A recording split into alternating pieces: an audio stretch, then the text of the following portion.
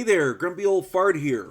I'm doing an alien encounters video of the 1996 case of Doctor Johnathan Reed. It's a rather long one, so gird yourself. There we go. Dr. Reed told his story in an old episode of Art Bell's Coast to Coast AM. Since then, he's retold his tale at various UFO conventions and the like, though his story is a bit hard to believe. To date, nobody has been able to debunk it. That's the thing. His story is of him actually fighting an alien on the ground. And there's no witnesses to the actual event, but there are witnesses to the aftermath. And at least one of those has been confirmed to have died. We're not sure if it was a natural causes or not, but it certainly is suspicious. Let's get into this. Let's start at the beginning. Dr. Johnathan Reed went for a hike in the mountains in Washington State in mid-October of 1996. He was accompanied by his loyal and beloved dog, Susie. At one point, the dog ran off, and this was fairly common. Her barking suggested she'd found a squirrel or a rabbit or something. You know, dogs are dogs, right? Before long, the barks became yelps of pain. Fearing she'd encountered a bear or a cougar, Dr. Reed grabbed a sturdy stick as a club and he ran to help. He located Susie, but it was not a bear or a cougar that she had found. Instead, it was a short humanoid in a black bodysuit. The dog had the humanoid by the arm. The humanoid was vibrating violently. Later determined to be an alien, ripped the dog apart and killed her. The alien then extended some kind of a pseudopod which penetrated her body. The alien then sucked her body in through the protruding pseudopod. Like, sucked it up, did away with it. Angered by what he had seen, and in shock, Reed struck the alien with the stick and killed it. Or so he thought. We'll get into that in a minute. But he's got this dead alien here. He had a kind of an emotional breakdown and went into shock for a period of approximately 3 hours. During that time, he heard a strange humming sound. He followed the sound and found an object floating in the air about 3 to 4 feet off the ground. It appeared to be an obelisk of some kind. When he touched it, it felt cold and the sound changed in pitch.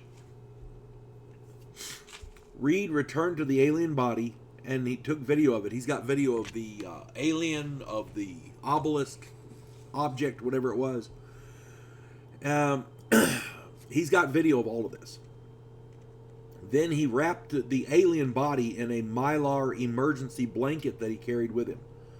He carried this thing to his Jeep. Somewhere along the way, he'd ripped his shirt, but when he got back into the Jeep, he saw that it was no longer torn. He also noted that his watch had stopped as well. That's indicative of missing time. I'm not sure what that's about. Don't know what that's about either, but anyway. Yeah, but that's indicative of missing time. Your watch stopping and things like that. Yeah. Or some sort of electromagnetic field, maybe. Anyway, he drove to a nearby ranger station, but there was nobody present. There was nobody at the ranger station. He drove home and took samples from the body. He took more photos and videos before putting it in his freezer in the garage. And he did call his friend Gary. And Gary came over and witnessed it as well. When he examined it, he noted that it had needle-like teeth and a blue-gray tongue. It was exactly 53 inches tall and smelled like rotting fruit. The suit was seamless and the body had no genitals. The body healed quickly when cut. Later on, he found the alien was not dead. He has a recording of the creature's screams when he opened the freezer door. Reed had, again, like I said, he'd contacted his friend Gary, and somehow word got out. They found they were being followed, and the house was surveilled by mysterious men. At one point, Reed decided to divide up the samples he took among various friends so that the samples wouldn't all be stolen or disappear or whatever. One of those friends, her name was Dolly, was found dead, and the evidence he had given her was gone. Later on, Gary went missing as well. We don't know what happened to Gary. He's still missing as far as I know. When Reed came home after finding Dolly, he saw multiple vans with over a half dozen strangers in overalls carrying things out of his home. They were dressed like workmen or whatever. He drove on. He didn't stop. He drove on, and he returned early in the morning. His house was trashed with holes in the walls, in the ceilings, and the floors. He had electrical and phone plugs where the covers were off. All the evidence he had stored there was gone, along with the alien and the freezer itself. It's at this point Reed became very paranoid, and rightly so. And who can blame him?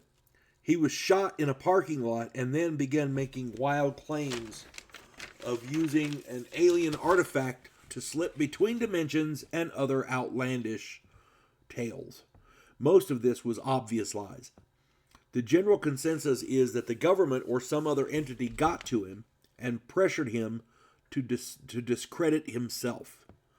Frankly, Reed did a poor job of it because there's a distinct difference between his story before being shot and his claims after being shot. Can anyone blame the poor guy? The fact of the matter is that Dr. Johnathan Reed had a violent encounter with an alien being who killed his dog. He kept the alien at his home for a time, but operatives of an unknown source ransacked his house, stole all the evidence, and took the alien. The only evidence he still has is the videotapes and photos, some of which he had in his car and some of which he had secured with other friends. There are enough witnesses to corroborate what he said and to validate his claims up until he was shot. To the best of my knowledge, he has not made any money off of these claims, and it would not be the first time government agents had threatened a UFO witness. So, and he's actually more than a UFO witness. He actually examined a living alien body. So, yeah, that puts him one up on most others. I'm just saying. If anybody else has any more information or if somebody can prove this story fake, please put it in the comments. And I don't want to hear, well, he said he was going between dimensions, because up till that point, his story was consistent and there were witnesses. Once he got shot, after that, he's made a lot of wild claims, and the story changed completely. Okay? So, and there were no witnesses to that stuff. I'm talking about that original stuff, the original story there, because the videos are online, you can see them, the photos are there. I mean, up until he got shot, everything made sense as far as it was consistent, and there were witnesses. People have died over this. So, if somebody can prove this story wrong, please put it down there. If you have more information, different information, stick that in there too. I'm sure we'd all love to read them. This is a weird one. Hope this finds everybody well. You folks have... Oh, hang on. Almost forgot. Plug my stuff here. If you enjoy my content, it would really help me out if you could hit the like button, subscribe to my channel, share my content on all of your social media platforms, and post a comment or two. Remember, I welcome your comments, even if you disagree with me. And check me out over on Rumble for my political commentary and weekly current events. If you enjoy a good book, check out my author page on Amazon.com. My pen name is H.L. Anderson. You can find all of my books there, including the Devo Poland Chronicles. The first two are listed here, Vanguard 1 and Task Force Terminus. The third one is out. It's called Gulag of the Damned. So yeah, I hope you get them. I hope you like them. Hope this finds everybody well. You folks have a good one.